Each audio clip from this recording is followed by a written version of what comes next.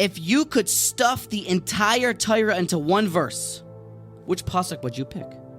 Let's add into what we're stuffing into a pasuk. Let's put the entire Torah Sheba'al Peh, the entire corpus and gamut of Torah Sheba'al Peh, Torah Shebichsav, all down into one pasuk, one verse. Which pasuk would you pick? Is it possible? I surmise that it's quite unfeasible. The Gemara tells us there is in fact one pasuk that the entire Torah can be boiled down into, and the verse states, Ve'ahavta l're'acha kamocha, and thou shalt love thy neighbor as thyself. 2. Love your neighbor as yourself is the entire Torah. Zeklal gadol ba'Torah. It's everything.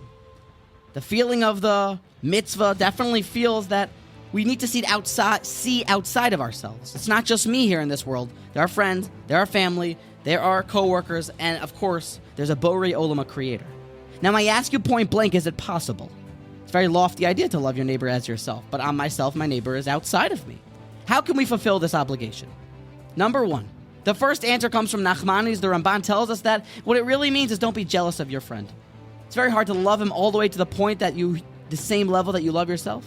But if you also want him to win in the deal, you don't need to crush him in business. You want him to get rich with you. You want him to succeed and have the good shidduch like yourself. Good, v'ahavta l're'acha kamocha, because you love him like you want yourself to succeed.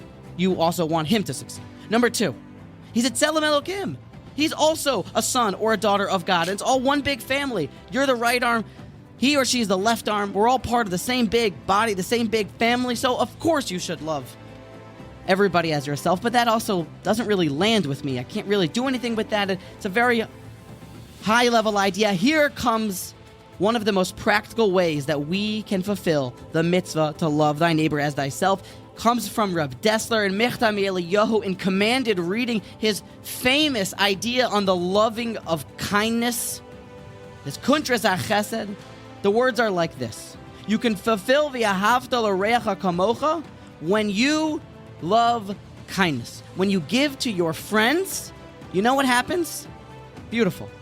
When you give a part of you to someone else, you're now living in other people because they have your money that you gave over, they have your time, they have your resources, and the more that you give, the more that you're part of them, and the more that, of course, you're going to love them.